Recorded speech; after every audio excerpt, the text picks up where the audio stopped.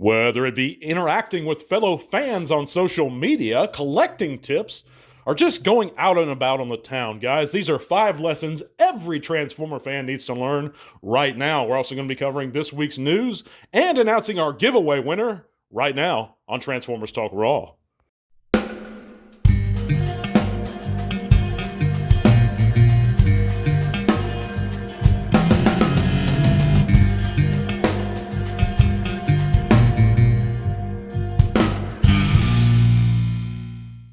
Thank you for coming in and listening to another TTRP. That's the Transformers Talk Raw podcast here on YouTube and Spotify. If you haven't heard, guys, you can click all those great links in the description below. It's going to take you to a world of cool things, including our Facebook group where you can come there, share your own channels or pages, chat bots with us. We'd be real glad to see you. You can also help support the podcast via Patreon. And I'm sorry about the delay in this week's upload, guys, on this show. I've had some personal stuff going on, but you know, at first, that's all I was going to really explain. But if you didn't know already, there's a 4-day severe weather event in the southern United States right now. My work's being affected by that.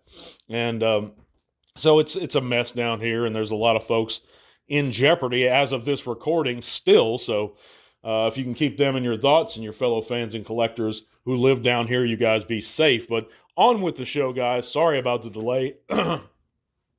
We're going to get right into it, and that's 5 lessons each Transformer fan needs to learn right now. Going from number 5, stop supporting theft within the hobby, guys. You know, that can be the reception of stolen property, the reviewers who review stolen property. That can be crushing boxes to get a discount on a TF at the store, a figure at the store.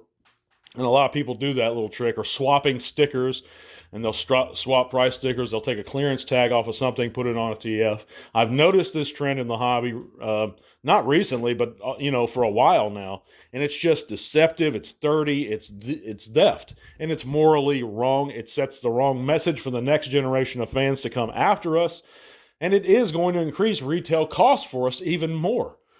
You know, not even getting into the political side of the tariffs and stuff that are ongoing with the U.S. and all the other countries.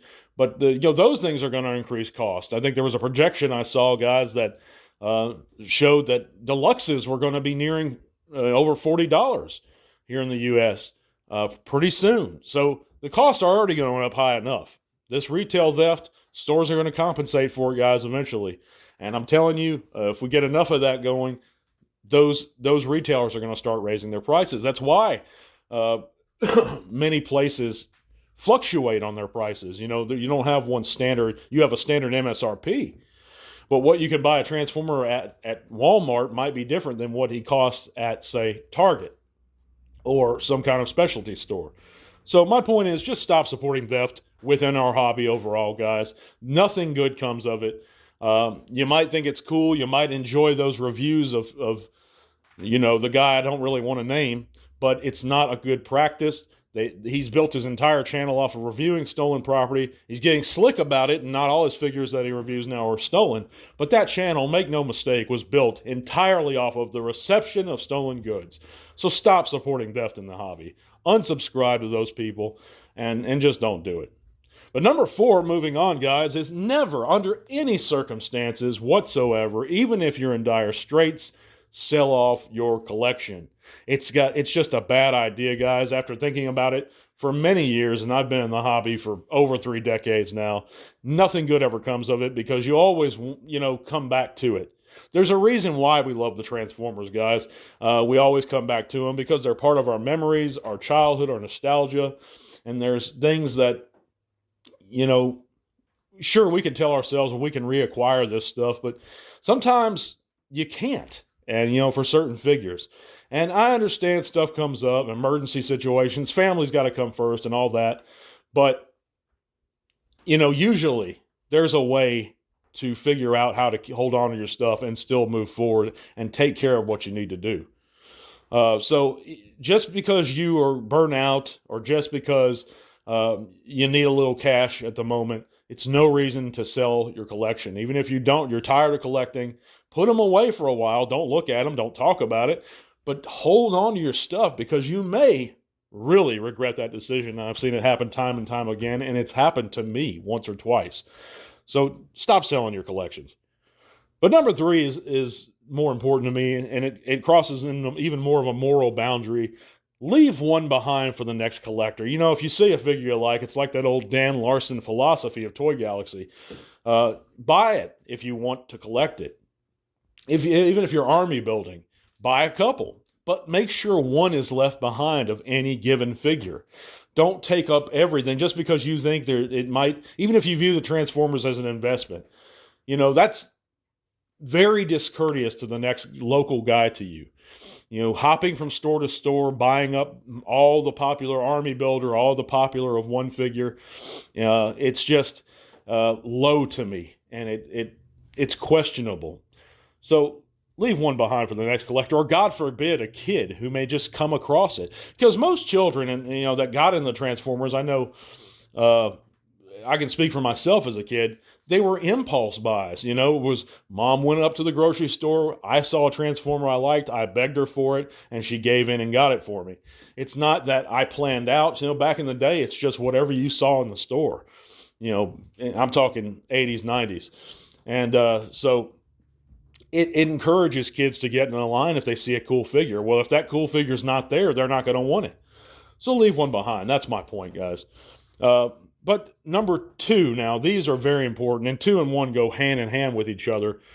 And I've seen so much intolerance of contrary thought on social media and among the fans over the decades. It's really disheartening, guys. We can't tolerate even the beginnings of contrary thought. I had buddies, and that's what number 2 is, by the way, is tolerate and encourage contrary thought. But I've had buddies and people I've known online just for a different viewpoint on something minor and ridiculous. Just destroy those relationships, destroy those I'm not going to say true friendships, but those acquaintances. And it's not worth it, guys. Just because you can't take somebody's opinion on something that may differ from your own. It's not worth getting ugly and nasty and and again, there's no block button in real life.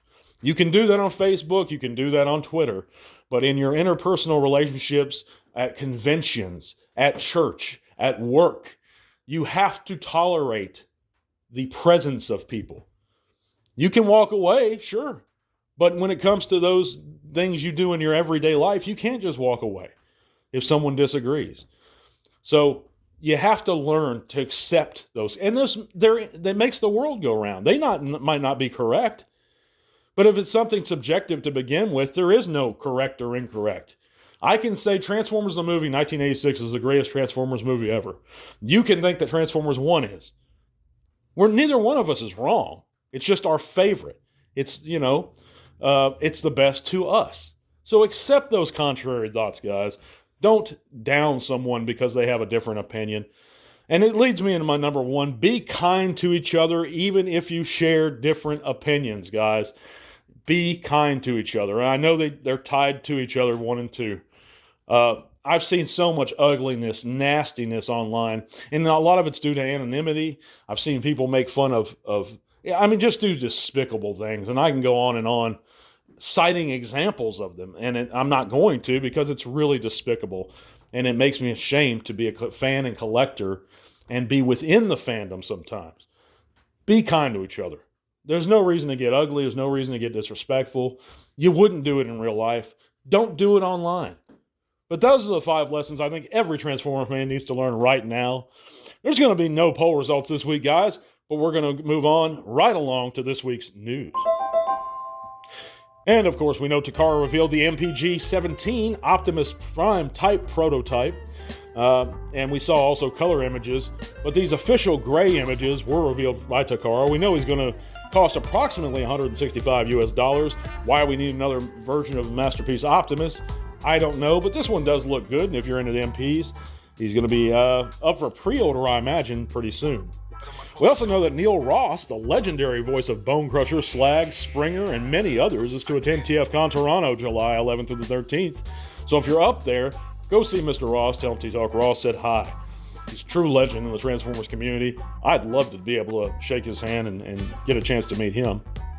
We also know that Sky Brown's Transformers Compendium number 2 is going to be up for pre-order via Amazon. Excuse me. And it's scheduled for an October release. We also have new improved QC versions of the Studio Series 86 Optimus that have just been released in Japan, and these releases fix the issues that he had in the heels and improve certain joint tolerances that fans and collectors had problems with. And to me, guys, they should have done this in the beginning, in the first place. I don't know why we get the shaft before they get it right. We get the short end of the stick. I know that's how, they should have just gotten it right before it was released. Stop rushing things, get it right. There should be testers. There's video game testers. They already have testers, product control testers. Make sure it's right. Just like the same thing with the paint issues and the paint schemes. If you come out with the Studio Series Cup and the Buzzworthy Bumblebee Cup. Well, the Buzzworthy Bumblebee Cup is the cup we should have gotten in place of the Studio Series Cup all along. It was more accurate to the film, so why not brand him as Studio Series 86? It's what we should have gotten first, is my point. But I don't know, guys. I digress. Let me know what you think about any of this stuff in the comments below. But we're going to go ahead and announce our giveaway winner for that Studio Series 86 Scrapper, and that's shipped and sealed at my expense. And if you didn't win, guys, and thank you all so much for participating. By the way, we had over 30 entries, but only one could have won, and I drew this name randomly.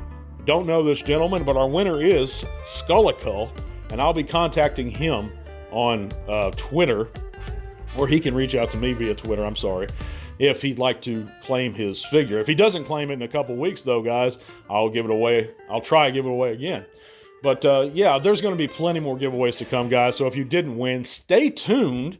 Stay subbed. You don't have to just sub and then unsub and then sub and then unsub every time I have a giveaway. Stay subbed. Give me a like. And I appreciate you guys coming in and listening. Please be safe out there. God bless, and to all are one. This podcast is made possible thanks to the support of listeners like you. Thank you.